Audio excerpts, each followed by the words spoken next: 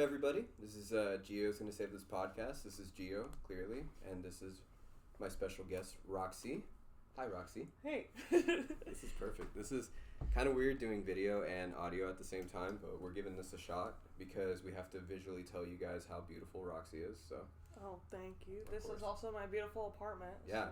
No, thank you guys for having me here because, yeah, the closet would definitely not fit us both. No, but how have you been today? How has it been in the world of Roxie today? It has been good. Recovering from the end of Norman Music Festival, looking over footage that I took, and obviously we went to go eat, so that's also another thing. Food. Love food. We love food a lot here, people. And if you guys all heard about the suggestions that I've been going to, this is Roxie. This is the one that has guided me to the best places in Oklahoma. We just came from, what was it? Big Taco Truck? Big Truck Taco. Big Truck Taco. Please don't kill me, guys. I love you guys. And their hot as fuck sauce is so great. I was dying on it for like a cool 30 minutes or so. I don't know, but I had the flaming lips. And what did you have? I got the asphalt. I love all of their sauces. Any place that makes their sauces from scratch is on my good list. Yeah.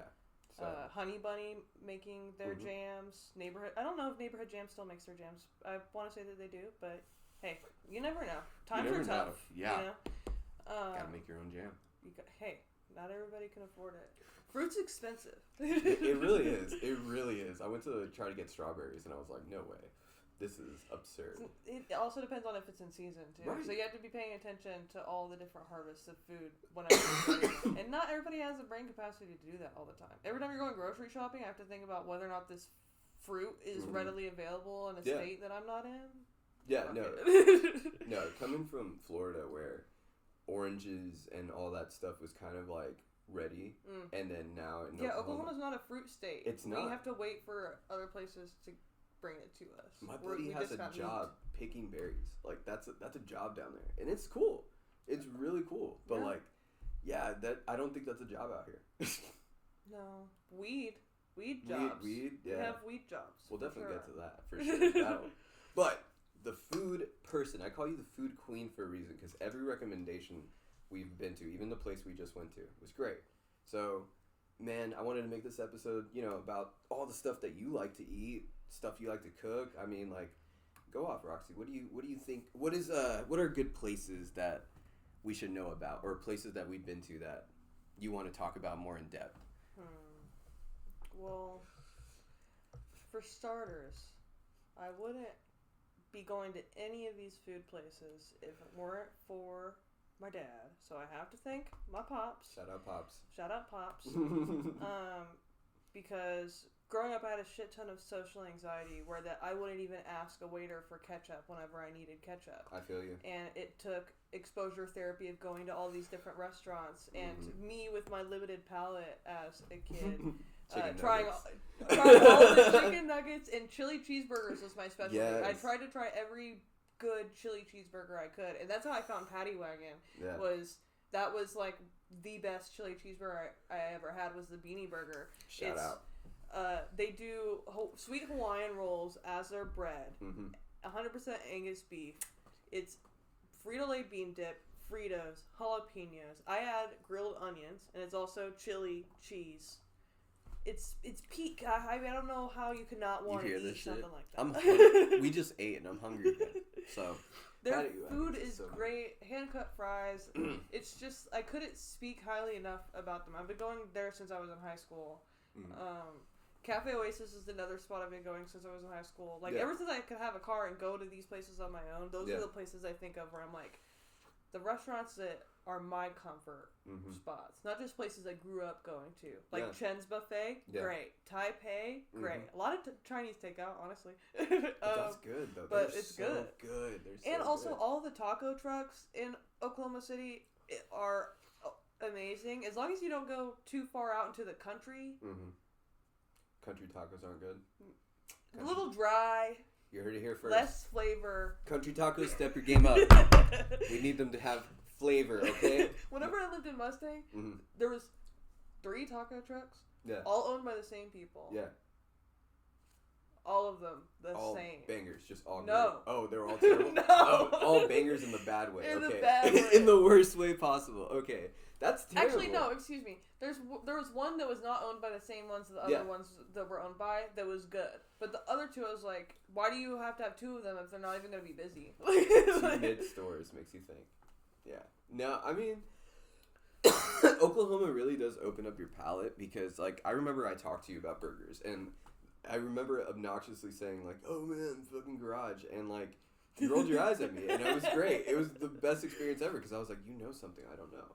And, I do know something you don't know. And when we went to Patty Wagons, I almost, like, teared. Like, I literally professed my love to it on every episode of this podcast. I still have to buy a shirt. Like, they have great shirts. Yeah, I need to get a shirt, too. Like, I mean, We're on the Patty Wagon, guys. We're on the wagon. We're on the wagon. We're on Patty's wagon.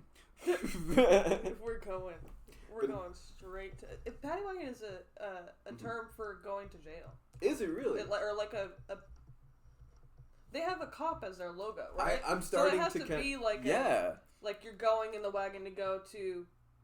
That's jail, so right? fucking true. I never really put two and two together because it's orange and they have it very. Yeah, you know what? We need to bring Maybe we should ask them. We need to bring the Patty Wagon person here. We do a dual interview. We just ask them the real shit. Hey, yo, what's up with your cop mascot? Right, like... Because 1312, we ain't for that. So, and like, it's only one place, right? It's only in one location. Yeah, it's only one.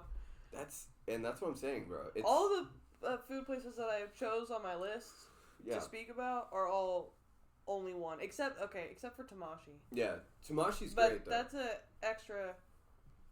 Shout out Ben and Tamashi, bro.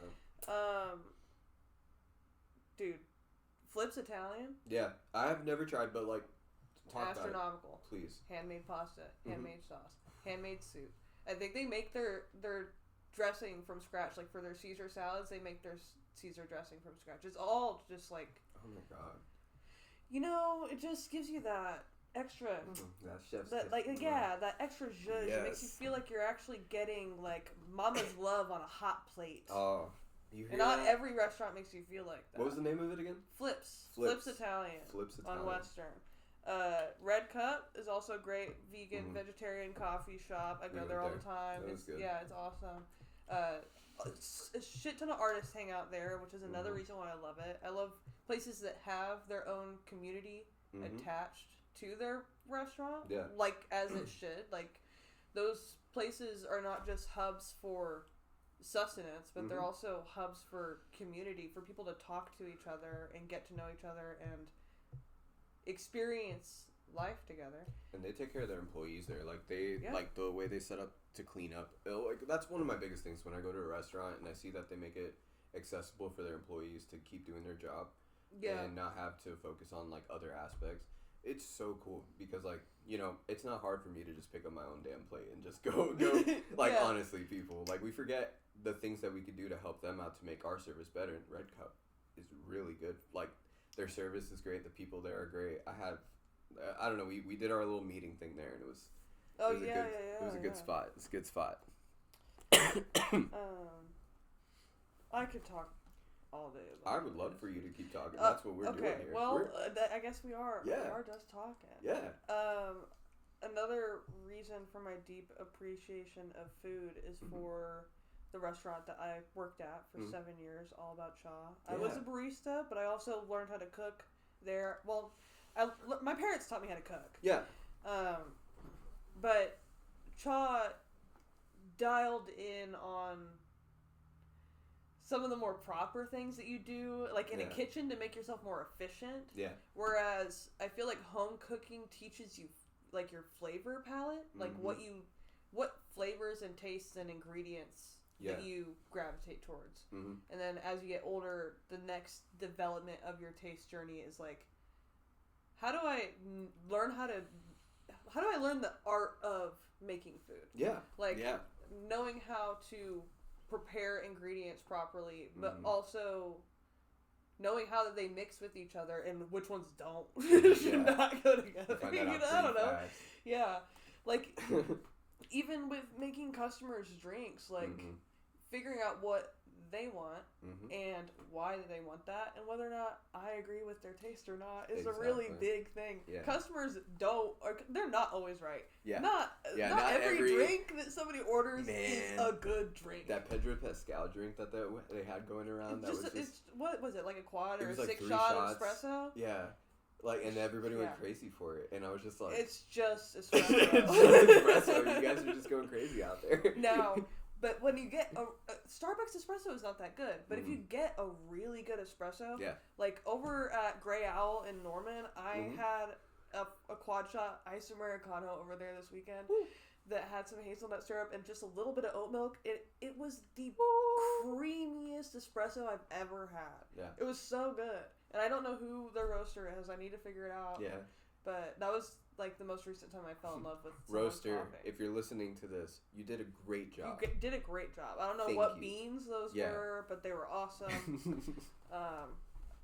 I considered going to Norman this morning for coffee just to get that, and I didn't. But we'll make time for it. We will find that roaster. We will find you, roaster. It sounds like I'm saying rooster. Roaster, we will find you. There is a rooster at the Red Cup. Coco. Yeah. Coco, right? Yeah. I was really, I was blown away when I saw like how like decorative it is. That's the one thing I can appreciate about a spot like that. How they take care of the decoration. Makes you want to look at everything on the walls. Yeah, you know a spot is gonna be bunk as hell whenever it's just minimal design in there. Oh yeah. Like the most uncomfortable. IKEA chairs that you've ever sat in. We were like in the corner, staring at people eating. It was great. Yeah, Red Cup has great decoration. I like places that feel alive. Like the building itself is nice to visit. Oh yeah. Even if there weren't people there, it's like I want to be in that space. Yeah, no, I agree. I completely agree. I was having fun when we were there, so. Red Cup, we definitely suggest. What do you give it? Like 9 out of 10, 10 out of 10.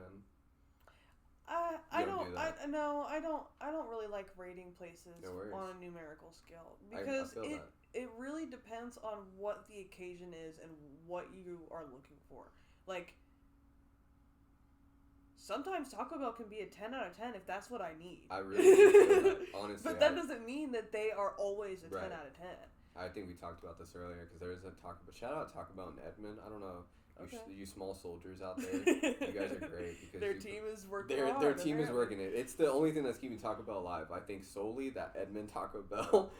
Because, man, like, the food there is 10 out of 10. But, yeah, like, when we went that's why the people in a restaurant matter so much. Matter. And that's why, like, as much as convenient food is convenient and we are all here for it, like... That's what makes going to local spots so special is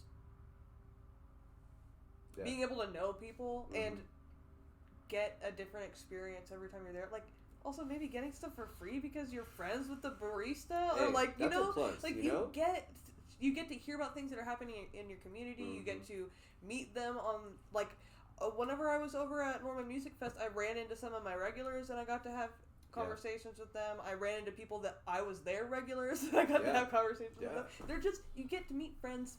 You get to meet friends places, and that's fun. I think people forget that friends are everywhere. Yeah, I mean... Possible friends are everywhere. We're not always inside, you know? Not all the time. No. We gotta work. Not all of us. Some people. And some people, yeah. Some people be inside. Some people really do be inside, and for my inside people, I appreciate y'all for being inside. You, yeah. No, but honestly, I mean, like, those the places... internet wouldn't work without inside people. No, it wouldn't. No, honestly, it wouldn't. And there's a lot of good things that come from inside people because a lot of streams and stuff like that I could watch where this guy's literally just trying to play a Mario game from Japan and it's literally 900 hours in and you can't beat that level and I'm like rooting for him. I'm like, go, dude, you got this. Yeah. You got this, bro. No, but honestly, with all that food stuff, I was really happy to hear about it because you have a way of talking about it. And, like, I wanted to also swing back to your cooking aspect because you cooked me a fucking fantastic, like, shout out, this was the birthday, sorry. The birthday meal that I had was amazing because it was just, like, a combination of, like, go ahead and describe what you cooked for me on my birthday because I didn't know justice on my podcast episode. I got so much hate for that shit. So I want you to describe what, because it was so good. Okay, let me dig in my memory. My bad. I'm sorry. No, you're fine. There's I do definitely remember. chocolate cake and. Okay, I did not make the cake. I got my all about Cha. My boss Nick over there. He gave me the cake. Sweet. He donated. Thank you. Thank you. From Thank Benny you. Keith, food distributor. Appreciate it. Appreciate it. It was Love great. a chocolate mousse cake. It was so good. I made gyoza. Yes. Pot stickers, fried dumplings. Nothing special. I didn't make those. Making gyoza from scratch. It's a different story. Is a different story. Yeah. One day I will do that. Once I get better at making pasta from scratch, then whatever. Stir fried ramen. That I got from Super Cow Wen, which is a great local grocery store, Vietnamese grocery store. And then I stir fried some bulgogi that was also from Cha that I extra seasoned, so like I know how to make that, but I didn't make that one from scratch. Right. Still awesome meal that I knew that you were gonna like because we have. I think we got the same stomach somehow. We do. No, we definitely feel each other because when I had your beanie burger, because I had the first burger at Patty Wagon. I had was what was it? It was I think it was like. You got the? Did you get the red dirt? Yeah, the red dirt. Yeah, and then you had like me bacon, bite. like a barbecue bacon. Yeah, burger. and it was so good. It was really good. Not bad at all. But then you were like, "Here, bite this," and I took a bite. And the next day, I went back and I got the beanie burger because I was like, "Fuck, bro, it's so good." But yeah, no, I mean, like so with going to all these places, you've definitely changed your own cooking method as well. Like in your own day-to-day lifestyle. And like every time I see you on your Instagram, you're always posting like really good photos of your breakfast, your lunch, your dinners. So talk about like that setup. Like what's that like? Kind of like growing in that process, like stuff that doesn't work and stuff that does work.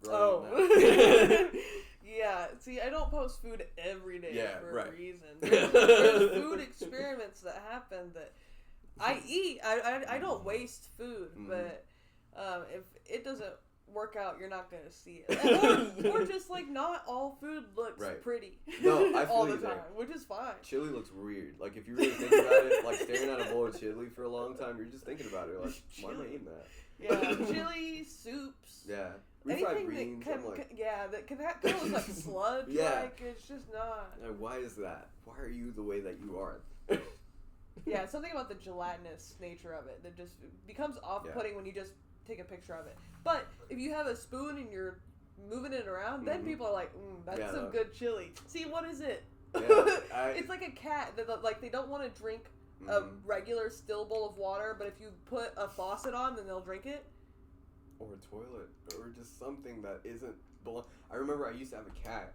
I swear to God, would always drink the water underneath a real tree because like when you buy a tree for Christmas, you needed to have water, and I bought like this most state-of-the-art fucking water feeder for the cats that it would literally like dispense the water, and it was really cool. Like they liked it for a short amount of time, but then nature triggered their like primal state to go, I must drink out of that water bowl that has trees and shit in it. And I'm like, why, bro? And then their whiskers are all sticky and shit. So I understand. I fucking understand. But that was like a long fucking way from what we were talking about cooking. I'm so sorry. We're talking about cats. Inspirations. No. Well, I changed a lot of the way that I started cooking just growing up with like whenever you're adult, figuring out how to buy groceries for yourself is kind of weird. Like, they should teach you that I know what ingredients I like, but sometimes I don't think about all the different things that go into making food. Like, I like mashed potatoes, but you don't need just fucking potatoes to make mashed potatoes. You need, if you're going to make good mashed potatoes, you need half and half, butter, cheese, salt, pepper, MSG, different flavorings, garlic, onion. You need stuff. Yeah. You need extra zhuzh. And figuring out, like, especially with being a poor young adult, what I can do with what I have has really adapted my cooking ability, I think, for the better. Like, I feel like no matter what kitchen I am in, I will be able to make a sustainable meal out of what's in there. And it's kind of, I think it's an impressive skill because not everybody can figure out what to eat just from Like, No. you know, like they'll have stuff inside of their kitchen and they'll still go and order food because like I don't know what to do with that. Yeah. I need to buy this, and this without knowing that they have like several meals worth of stuff in there. It just takes a lot of mental math and effort and research, looking stuff up, but and the maybe not so good experiments. You have to be okay with eating some bad food sometimes. Yeah, you gotta give it a try. I mean, TikTok's kind of big for me to make me try stuff that's risky and then it ends up not being good, but like it makes me, like you said, get the ingredients. You don't just get a piece of beef or like a raw meat and then just throw it into the fucking pan, you know, you just there's gotta be some zest to it, you know. I also don't think that all TikTok recipes they're not all TikTok recipes are created equal. No, not at all. There's some very really risky ones. stuff. There's one like there's one with an egg in the middle of a bowl and she makes like she puts popcorn, like basically corn, and then, you know, caramel and everything, and the egg never gets cracked anything. It's just... It's a hard egg? It's just an egg, and then she just... A raw egg? Raw egg, just chilling in the fucking thing while she's making popcorn. They all pop, they kernel, they turn caramelized, and then in the video, she'll literally pull a spoon out and pull the egg out, and then you're like wondering why the egg was even there in the first place. I have to find this video for you. I will reference it later. It's the weirdest video I've seen, and it was like on TikTok for like weeks. Well, okay. I do want to see it, but now I'm wondering if there's some technique with popping corn where using a raw egg can like stop you from burning popcorn kernels or something. No, I'm not gonna try it. Just like there's some there's some little tips and tricks with food that are really cool. Like with something that is too salty, if you put a potato in it, then I found that out very recently. I think you told me about it. Maybe. I'm pretty sure you told me about it. There's a lot of little also, if you want a sauce to be sweeter, throw some carrots in there. Sweeter, like there's certain foods that have natural little components. Dude, it's like food is like potions for your character, your video game character, right? Yeah. And each ingredient adds a different plus or minus to different attributes of how the final dish turns out. Did you ever play Breath of the Wild? I've never actually played it. I'm sorry, y'all. Don't beat me up. I know it's still $60. Nintendo's killing me. Nintendo never makes any games for sale. I know. And they're never going to. I know. So you just have to bite the bullet. Yeah. Because the second game is coming out, and you're going to be behind. I kind of wanted to buy, like, if they had a bundle, buy them both. Because I know if, like, sometimes they'll have, like, a digital... I don't know. Do you think they would do that? Nintendo hates me. So. The last thing that they bundled for Legend of Zelda was the DLC. They're gonna kill me, and then they're not gonna do it. I'll probably buy both. But they bundled the DLC with the main game, and then they bundled the DLC separately. So maybe I don't. Who knows? Maybe. But also, off topic, because video games was not on our list today. Yeah, we can make time for it. A lot of the footage. Gameplay? Yeah. Trailer stuff? Yeah. People are speculating that it looks a lot like the base game from Breath of the Wild for a large part of it. So, I don't see much of a reason why that they couldn't do... I'm speaking out of my realm here. Never mind. I don't know. Speak your truth. Why wouldn't they be able to make it a little bit cheaper? No, okay, no, you're not. Now you're speaking hella truth, because first off, man, this game has been out for like so long, and I remember, I think I worked at GameStop when it was literally about to come out, and that's been years ago, and now this thing is still $60. Now, I give it credit. Yeah, it came out like 2016, yeah, 2017? Yeah. Now, I give it credit. I hear the reviews, I see the gameplay. My thing is I have a Switch Lite. I want to get an actual Switch. I want to actually see it. Like, I do like portable gaming, but like for me, most of the time when I'm sitting down playing, I want to. Yeah, it's a time and a place. Yeah. You know? Like. So like the Lite, I'll give like a small review Lite in this whatever. Fuck it. It's just for me, it's like kind of like a 4 out of 10 for a gaming console because it's just so like battery's not great. The screen isn't great when you go out, and like it's just buy a Switch at that point. And I suggest that for anybody who's trying to get a Switch, don't get the Lite, get the OLED one for sure, because like I think this new OLED one, There's a new OLED light? Yeah, there's a new Switch that has, instead of the old screen, they have an OLED screen. And it's bigger and brighter, and the colors are vibrant. So, because that was the one thing everybody was complaining about with Breath of the Wild being such a beautiful game. They wanted to see brighter colors, so. But yeah, no, I mean, like, back to what you were saying about, like, just a video game, how food has to be, like, based on ingredients and, like, in Breath of the Wild. Yeah, like stats. Stats, yeah. No, I mean, like, in Minecraft, too, I know. Okay, there you go, yeah, see. Sorry, I was like, my Minecraft homies, I got you. Yeah, they know, whatever. But, no, I mean. I forget that other video games that I haven't played exist. I mean, honestly, there's so many video games I forget I play, and then. Also, I don't even think about Minecraft having a food mechanic, because most people don't play the part of the game where that you have to eat, like, the survival shit. Yeah. Like, they don't realize they're over that. Like, yeah, they're just building a bunch of TNT to blow up their penis-shaped building. Yeah. Yeah. I'm not seeing gameplay footage of somebody struggling to survive in Minecraft. Like, not anymore. Whatever. On TikTok, there's this guy trending where he's super petty in Minecraft, where, like, if, like, an animal breaks something in his house, he'll literally find the animal's group, kill it in front of it, take the ingredients, cook it, eat it in front of it, and then put it in a brick that's, like, super convoluted that will flood eventually. And I'm just like, that is so much effort. And the time lapse in those videos are insane. Like, they're, like, hours long, just condensed into, like, a TikTok video. Petty. You know, thank God people like that have video games as an outlet. Right? No, honestly, that man belongs behind bars. It's spiritually in some sort of. I'm sorry, dude. There's some dedication in there that most people shouldn't have. You know, bro, man, it makes the most beautiful structures, but there's that dark side to him, man. That's like Anakin Skywalker, bro. Just, but I mean, moving on to the next thing. I mean, just. Going on, I don't know. This is such a good podcast. I don't really care if it's flowing good or not. This one is going to be about your creative outlet, basically. Oh. So I wanted to talk about, like, just in general, like, you have a YouTube channel.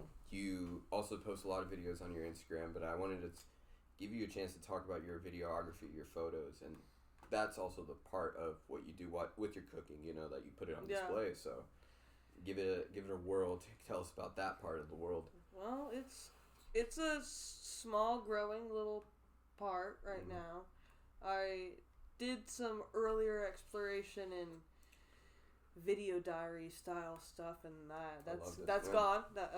You can't see that, no. But maybe one day. But now I'm trying to. Honestly, most of the reason why that I've started putting things out there, like, on social media creatively, has been because I've always taken this footage, I've always done this stuff, but I just didn't put it anywhere. Yeah. And I've been seeing all my other friends putting all their stuff everywhere. I'm like, well, I want to put my stuff somewhere. Yeah. And there are places for that. YouTube is a place for that. I can upload videos of the bands that I like in a cut up nice collage style, and then I can delete the footage off my phone and save up memory space, and then have it online and be able to show it to people. Yeah. Expose art to people that might not be able to see it otherwise. And also, like, I don't know, whenever I was growing up, I watched a lot of YouTube videos, so maybe just being exposed to them made it to where that I always knew that I was going to end up posting them. Yeah. At some point, it was just about, honestly, confidence.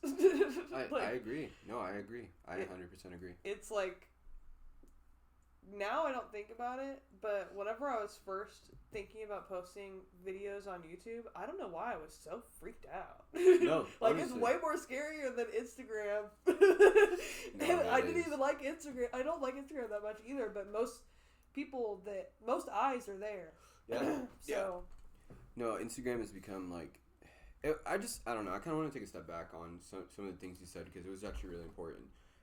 Just taking a step and getting yourself into the avenue of, I'm going to be a creative person from this point on.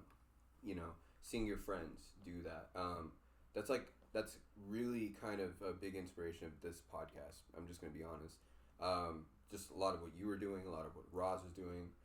We're going to get into all that later on, but I'm bringing them up because these guys around us were constantly just doing stuff, you know? Yeah. And we were there. We were we were fucking there in the nitty gritty, just trying to catch a glimpse of that and really not realizing what we were doing was a part of the part of the bigger show. So. Yeah. Like going to friends' shows and taking footage of them, naturally taking photos, because why not? You're somewhere cool, something's happening, music's happening. Like I love music. I don't even know if there's any words I could use to describe how much I care about it. Yeah. Like the act of making it, which I don't even know how to do. Like it's a language I can't speak, and I still have an overflow of appreciation for it. I don't know, but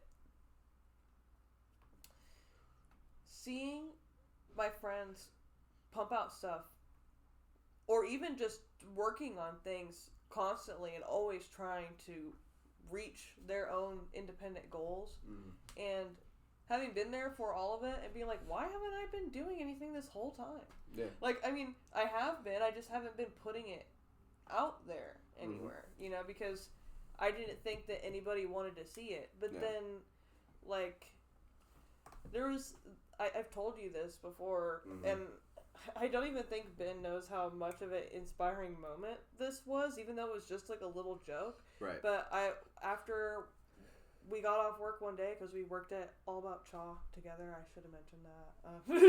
Hey. But shout out again. Shout out Chaw. But went over to his place and I just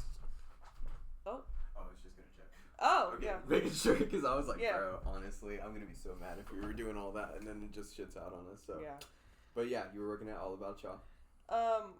Yeah, I got off of work, me and Ben were hanging out, and he asked me what's up, and I just made the joke that I had made a song, because every time that I would go over to his place after work, he would have been working on something, and that was always the thing that I would hear as his response to that question, and he glowed up. He got so excited at the mere prospect of me having made something. He was like, "Oh my god, really?" I was like, "No, dude. Yeah. Of course I didn't. Do you think I know how to make music?" And he's like, "Dang, like you should." And even just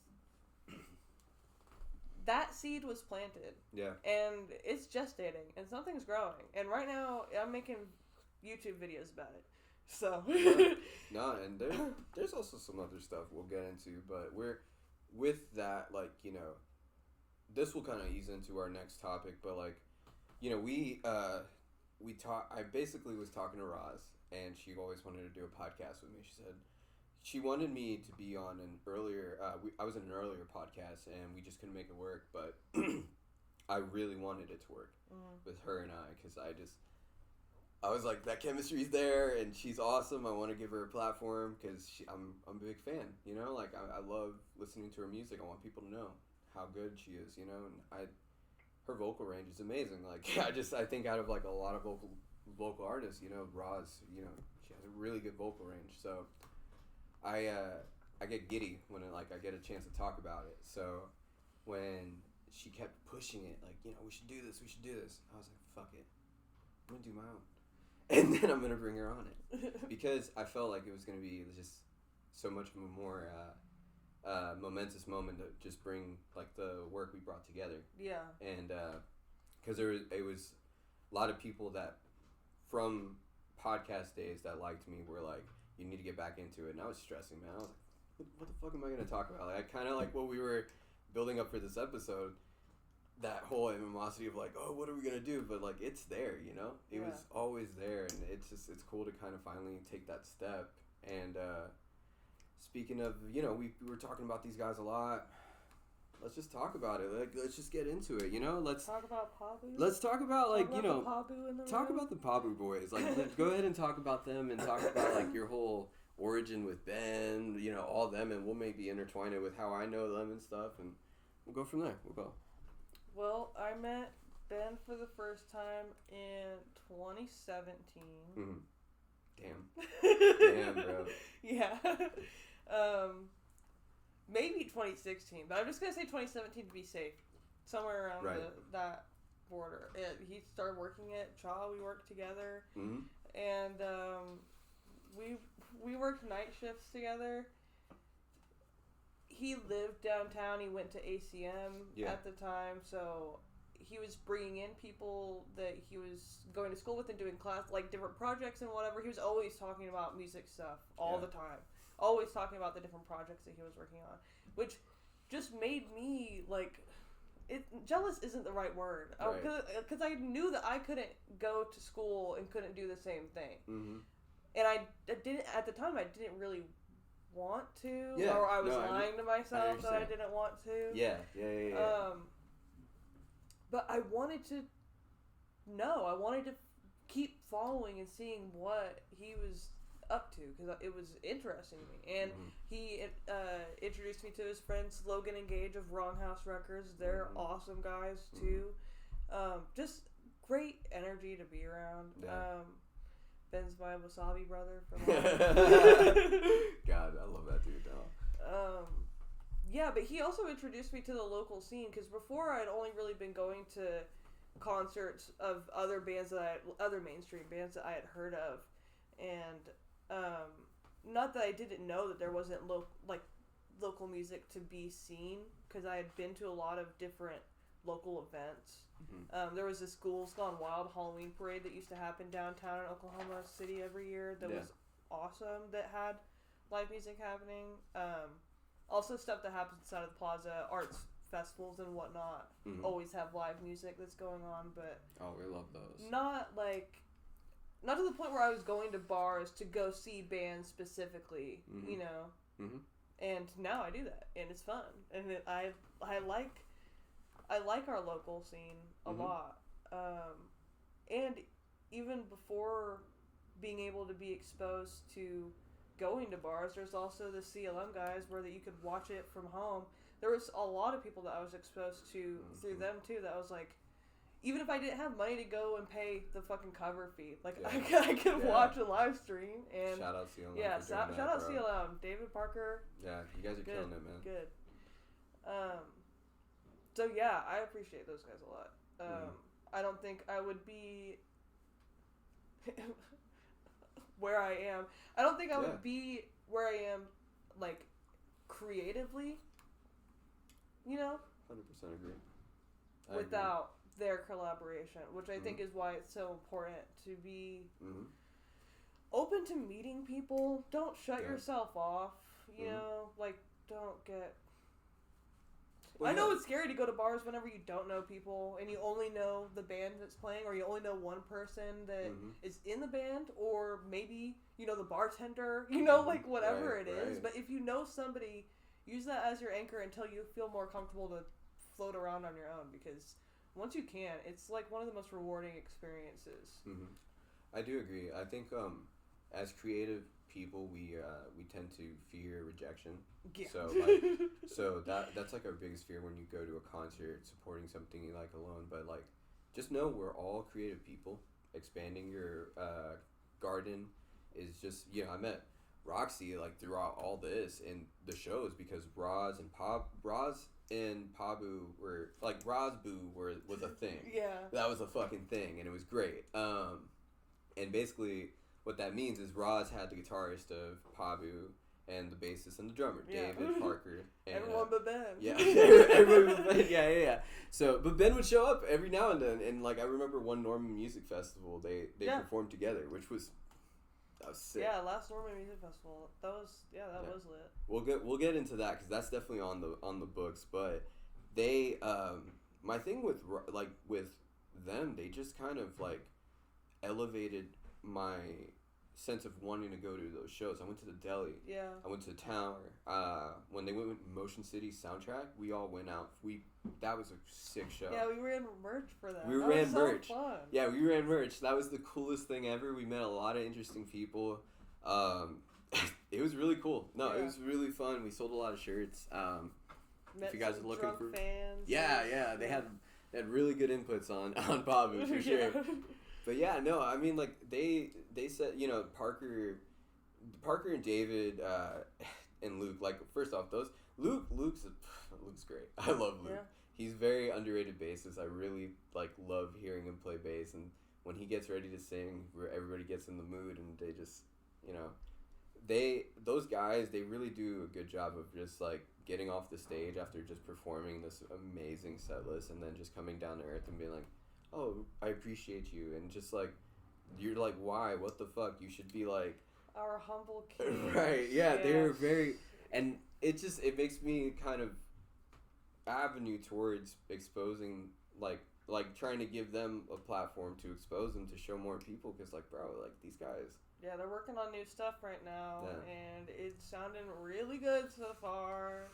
At the last show, little plug, if you check out one of my YouTube videos, there is a song on there that is a new song, and it's really good. And they also did a Muse cover that was also really, really good.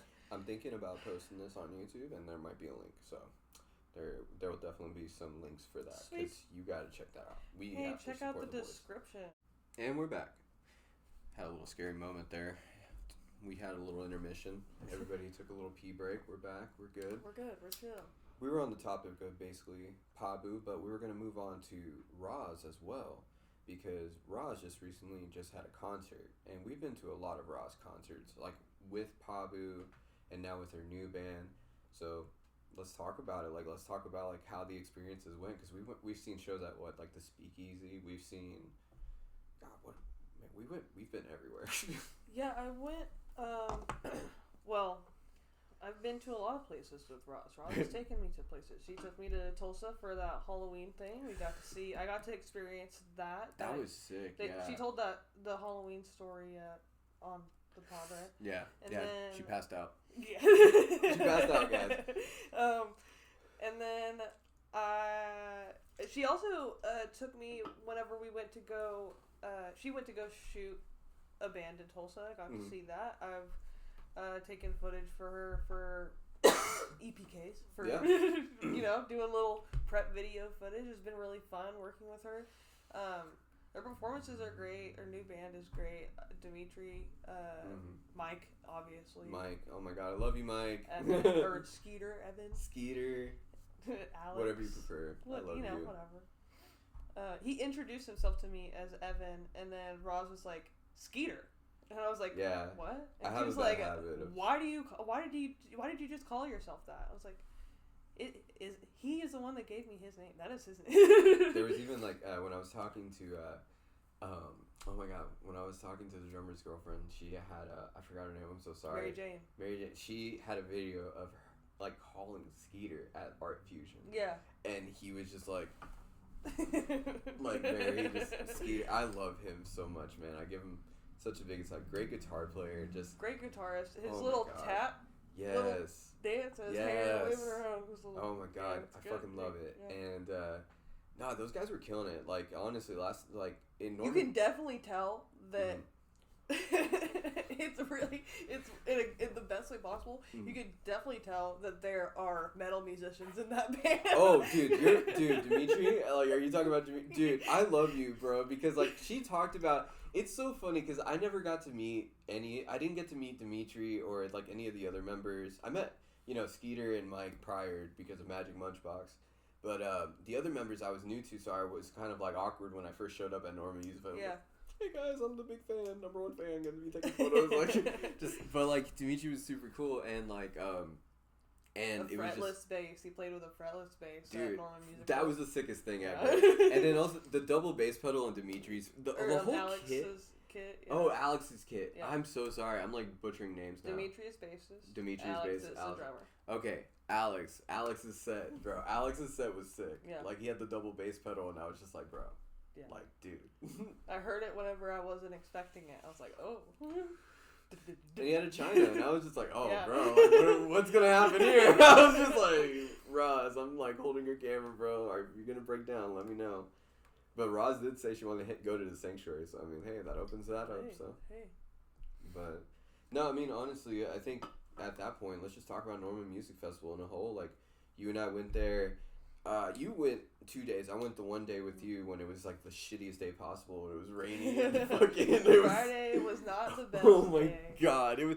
Listen, I'm so happy. Everybody that came out, I'm so happy that we all were there because it was fun. It was great. It was great. It was just cold, man. It was just Man. Yeah, I was wanting, man, last year was the sunniest, brightest, beautiful, like, if any time was gonna be the Oklahoma's free Coachella type, last year's Norman Music Fest felt like that. Yeah.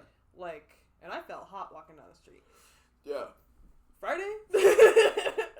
I was like, where the hell am I?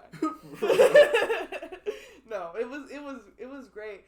You could just definitely tell that the crowds were not as big as they would have been because of the weather. People waited until after, like, right around after sunset, really, to hang out, when usually they would have been there all day Friday, too. Mm-hmm. Saturday was great. Saturday was more of the weather that I was expecting. Saturday looked great. I have a video coming out for that, too. But I'm excited to see it. All of the bands... okay. Gonna dip into a little astrology territory. I'm ready. I think it's because... Yeah, let's do it. I'm excited for this. I'm sorry, this is a typical... I think it's just because Mercury's in retrograde. Ooh. Like, because guitarists had problems with their guitars the whole weekend. There were technical difficulties, but not super big. Just like little minor things. Yeah. But Easier, that played on a Saturday, the guitarist not only broke a string during the set and then put on the wrong type of string whenever he restrung it. Oh, that's bullshit. But that's he also so bullshit. Chipped a tooth during a set and then still played. Restringing the string or just something unrelated? No, so they restrung the string, they started playing again, and then while they were playing, just chipped his tooth. After they ended one of the songs, he was like, "I just chipped my tooth during that." That was for you, Norman. And wow. It was, that's sick. Yeah, metal as hell. They weren't a metal band, but it was. Yeah, that was metal as hell. That's a metal as hell performance. Yeah. They're definitely going to get a nod for that. That's cool. Holy shit. Yeah, I always appreciate seeing little things like that on stage, though, because you can tell an artist's commitment to the craft. Yeah. If they, like, if he chipped the tooth, because they were like, "Are you bleeding? Are you okay? Like, do we need, like, we can stop if we need to." Yeah. He's like, "No, I'm good." Like, just like the Dave Grohl playing with a broken leg type energy. I dig it. I'm enjoying. And I mean, all the performers did the amazing work with the weather conditions. Like Stepmom, they had they were outside, so they have, like, if you haven't watched a Stepmom concert, they have like a lot of electrical stuff and performers. They have TVs, so of course it's like really like dangerous with water. Hey, do the math, y'all. So, electronics, water, just doesn't mix. So they put on a theatrical performance as they could on that stage, and for the little bit that we got, it was great. Dude, honestly, I was so happy to see that looked as good as it did in your video, like when you shot that. It looked just cinematic as fuck. So I'm excited. I think Blue Morrison was playing whenever I showed up over at the Gray Stage. Yeah, and they were also doing very well with the rain. Yeah. It just good to... Also, Ben just mixed a song for Blue Morrison recently. Sick, so, bro. So many plugs I'm thinking of. Check that out. Sure. No, Blue Morrison, that singer, used to be in Bad Jokes. Oh, really? And I'm sorry, I'm going to bring up some old Oklahoma lore. Because this is the thing about, like, that's what I wanted to talk about in this podcast. Like, about, like, all the bands that you find and they're interconnected with other people. All the bands know each other. They all know each other. Bands know each other. There's a guitarist in some other band that you'll see, but like I think it's great because I'm Blue Morrison, you're doing great, but I'm just gonna talk about Bad Jokes. That song La La Land is still one of my favorite local songs that I found. Like, it was like one of those things that got me into local music where I'm like, I can appreciate this because this is like someone's hard work. And then I heard Pabu's like Miss Macy, and then I heard Roz, She Doesn't Know, and then like there's all these songs that are just like, that are just kind of like, they're on my playlist, my Spotify. They're like staple songs. Yeah, of course. Primo Danger like just released some new songs too that I'm just like, thank you guys. Thank you. Yeah. Shout out Primo. But the art industry as a whole, going into collaborations, because I think that's basically where this all comes down to. It's just like, somebody, it knows into somebody else, and they support you, and then it just makes you want to help them out. And I feel like everybody here, like, I'm so happy Roxie's here. This is a special guest for sure. Like, you guys don't understand. When I bring my friends on, it's the best kind of time. But like through this, I was able to do Roz, and work up the courage to do Roz, and then Stephanie, out of the blue, you helped me with that, and that gave me so much anxiety, but holy shit. One of my favorite episodes to record, and you were there through it all, and then... My first official tag as a producer. It made me feel official. That's Even what I'm though saying. It was just like, I just got to sit and watch two friends have a conversation. You did know? so much more. You took my gibberish notes and made it into the episode because they were gibberish notes. As you can see right now, because what I had on my notes were not this. This is what happens when I'm on the fly. But that's what I'm saying. It's like you having a producer role and like us taking footage together for Norman Music Festival. That it really worked. Thanks for your footage. Also, David sent me some stuff. Really, David, dude, oh my god, love you, my guy. Like, you took some really sick footage at that. that was crazy. In the pit. In the pit, baby. Bro, I remember the days when I was in the pit with you, boy. David, man, that's what I'm saying. It's just great community. I can appreciate everybody in Oklahoma. Just being about that, and I just want to see it grow. So I'm very excited because there's other things that we're working on in the future with some of the artists here that potentially could be huge. So can we talk about it? I mean, we can. I'm sure she doesn't care. Like we're gonna make it happen. You know, it's right around the corner. Yeah, exactly. And I've already posted about it. Yeah. So actually, I think it's fine. Yeah. It's kind of crazy because I'm staring at the thing right there, and I'm just like, there's a storyboard out of the picture you can't see. You can't see it, and I'm just giddy just looking at it because it's so detailed, but. That's what I'm saying. We're teasing it now. Might as well. This is the tease for it. Yeah, well, there's a music video in the works that we are going to be collaborating on for Roz. And for a song that's not released, I'm not even going to say the title. I don't want to get in trouble. Yeah, sure. It's like all I'm going to say is there's something happening. Yeah, there is something happening. And if you like us and if you like her, then you should check it out. And if you don't like us, you should still check it out because... You should be exposed to new art. It stretches your brain muscles. It makes you a better person. And reach out to us because, like, honestly, we might need a lot of help with this. Hey, for sure. That's definitely Extras? one of those things. Yeah, we're working on something big.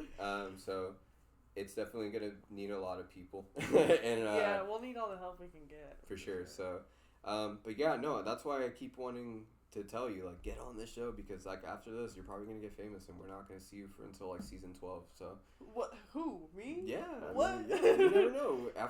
Usually after this, big things happen. You know, Roz, she popped off. Stephanie, she popped off. Sarah, she's doing her thing. Oh, I didn't even think about that. So I'm scared. What's gonna happen to me? You might pop off. Like, one of my tires? No. I'm talking about your your popularity, the Roxie train, or are you gonna call us the jean jackets? Or is that the fandom? I don't know if jean jackets Roxie. Okay, I don't know. I gotta figure it out. Yeah, because Riff is such a cool last name that I have to use it. You gotta use it somewhere. Yeah. We gotta find it. We gotta find the riffs. Riffsters, the riff rappers. Yeah, there are riff. What is all this riff raff? I don't know. We could be onto something on this. We'll think about it. Yeah, we'll definitely think about it. But no, I appreciate you for being here, and thank you for having me. This has been a great conversation. No, this was amazing. This was the best episode ever. Like, I know I say that about every episode, but I'm just so happy that every episode feels like grander in scale. Hey, it's better to make it feel like the best episode ever than to feel like you just had the worst episode ever. No, for sure. We got some dark episodes here on the podcast, but this is definitely going to be in the high tier, and I'm excited because honestly, this is only going to be the beginning. I'm definitely going to have an episode where I have everybody back, like, you, Roz, Stephanie, all in the same room, so we can all just, correlate the stories. I want to get the Pabu boys on here. I think that would be a good idea. We just have to have everybody in a room together. How about we just ambush them, have a party? Oh, yeah. And then... Yeah. I just put mics on everybody whenever they come. No, we get loud mics. We put mics on them whenever they come inside. Dude, that is like a Nathan. It's like a reality TV show type shit. Dude, reality TV podcast. There you go. We're reality TV party podcast. Because it's a party still, right? Yeah, it is a party. Yeah, it is a party. I mean, it's always a party. Life's a party. Life is a party. But hey. We appreciate you guys for being here. We love you. Thank you for watching. Thank you for listening. If you're listening to the audio, This might be a YouTube video. If you're listening to the YouTube video or watching the YouTube video, I meant to say, you can listen to the podcast on the Spotify link. Please watch Roxie's YouTube video, and also her Instagram will be tagged into this video some way, somehow. I will make it happen. But love you guys, and thank you. Bye-bye. Bye-bye. Boom. There we go. That was good. Woo! Oh, yeah, and there's a video. Okay, well...